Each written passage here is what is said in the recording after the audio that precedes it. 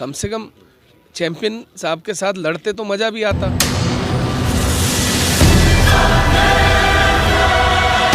चुनाव का तो आधा मज़ा वैसे ही ख़त्म हो चुका है, पहले भाग गए मैदान छोड़ के।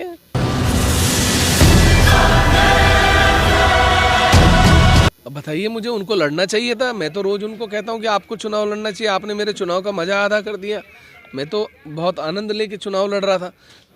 2022 के चुनाव को लेकर जिस तरीके से बिसात बीत चुकी है और भाजपा ने अपना प्रत्याशी यहाँ चैंपियन की जो पत्नी है उसे उतार दिया है। रानी देवयानी बीजेपी से प्रत्याशी हैं, उसके बावजूद यहाँ पर आप देख सकते हैं उमेश शर्मा जी वरिष्ठ पत्रकार हैं, यहाँ पर मौजूद हैं। वो भी यहाँ पर दावेदारी ठोकी है उन्होंने, वो भी चुनाव लड़ेंगे और यहाँ पर वो आ चुके हैं। हम उनसे बात करेंगे कि किस तरह की तैयारी है और जिस तरीके से खानपुर विधानसभा अभी तक जो है 4 बार कुंवर परलो सिंह चैंपियन यहाँ पर विधायक रहे हैं, लेकिन इस बार वरिष्ठ पत्रकार उमेश शर्मा जी यहाँ पर आए हैं। हम उनसे बात करेंगे कि किस तरह की तैयारी रहेगी और क्या देखते हैं वो खानपुर का।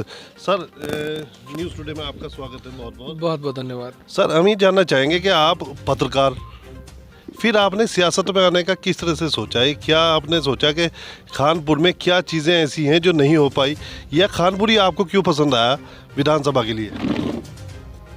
तालाब की गंदगी तालाब में उतरकर ही साफ की जा सकती है, दूर से खड़े होकर नहीं की जा सकती। दूर से खड़े होकर तो कीचड़ में सिर्फ पत्थर मारे जा सकते हैं।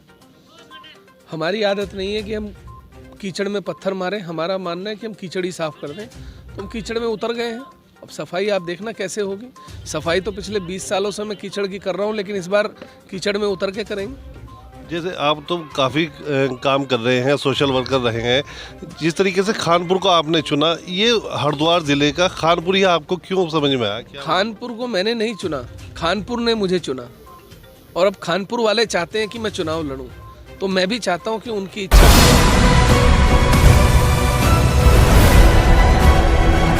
पूरी की जाए और चुनाव लड़ा जाए। तो 4 बार के विधायक हैं चैंपियन, कैसे चुनौती ले पाएंगे सर? वो तो पहले भाग गए मैदान छोड़ के। अब बताइए, मुझे उनको लड़ना चाहिए था। मैं तो रोज़ उनको कहता हूँ कि आपको चुनाव लड़ना चाहिए, आपने मेरे चुनाव का मज़ा आधा कर दिया। मैं तो बहुत आनंद लेके चुनाव लड़ रहा था। कम से कम चैंपियन साहब के साथ लड़ते तो मज़ा भी आता।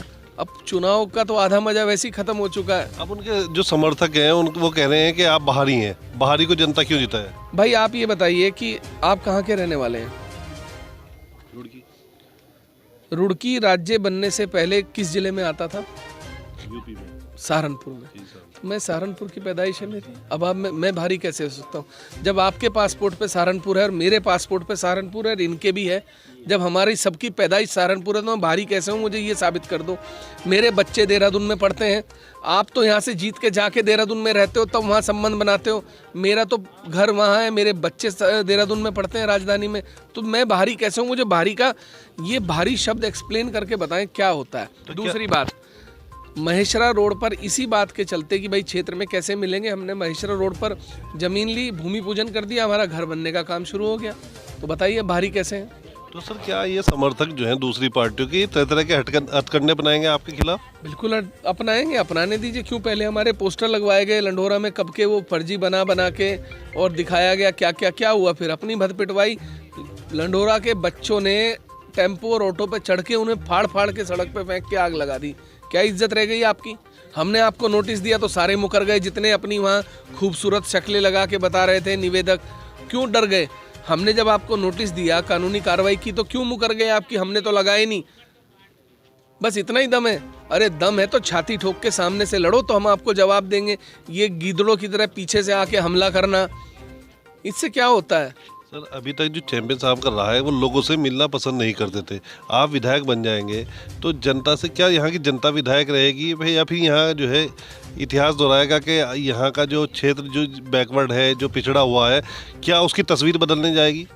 देखिए, इस बार जनता सरकार बनेगी, आप मुझसे लिखवा के ले लीजिए। मैं आपको बता रहा हूँ, कोई विधायक नहीं होगा। और मैं पहले भी कह चुका हूँ कि ना तो मेरी कार पे, ना मेरे घर पे, ना मेरे विजिटिंग कार्ड पे, ना मेरे किसी कार्ड पे आपको विधायक लिखा मिलेगा। जहां आपको लिखा मिलेगा, जैसे आज लिखा होता है पत्रकार, वैसे ही पत्रकार लिखा मिलेगा। हम तो विधायक भी नहीं लिखेंगे।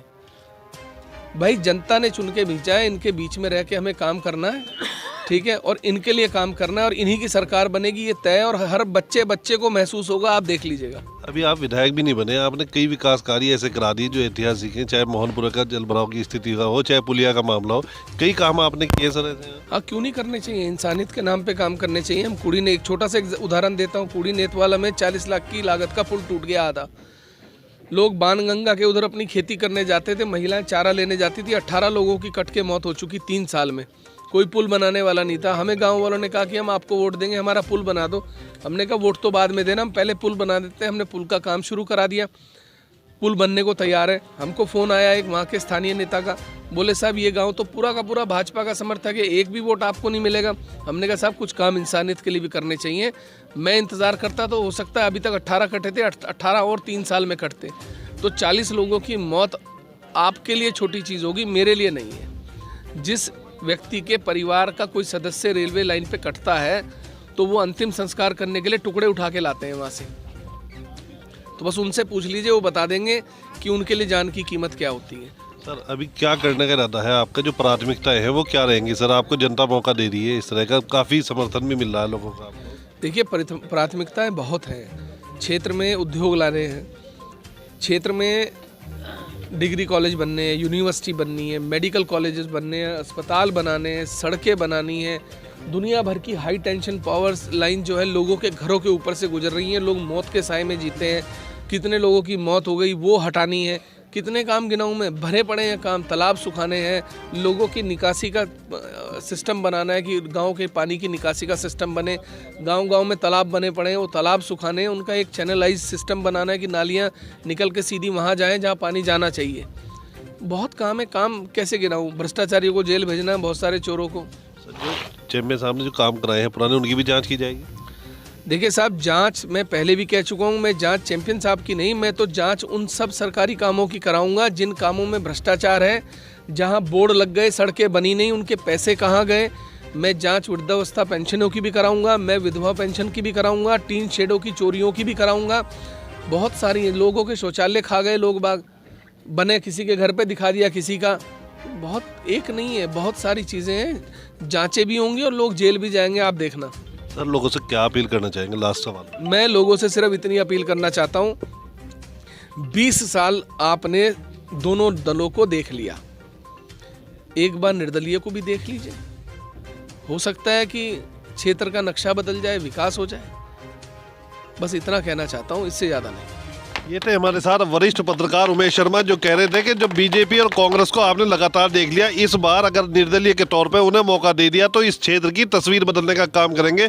और जो जनता यहाँ का जो विकास ना होने का खामियाजा भुगत रही है, अब आगे ऐसा नहीं होगा और जनता को एक ऐसा विधायक मिलेगा जो अपने आप को विधायक नहीं कहेगा बल्कि जनता विधायक होगी। क्षेत्र की तस्वीर बदलेगी और क्षेत्र के नए आयाम स्थापित होंगे। Arif Niazi, news today, Roorkee.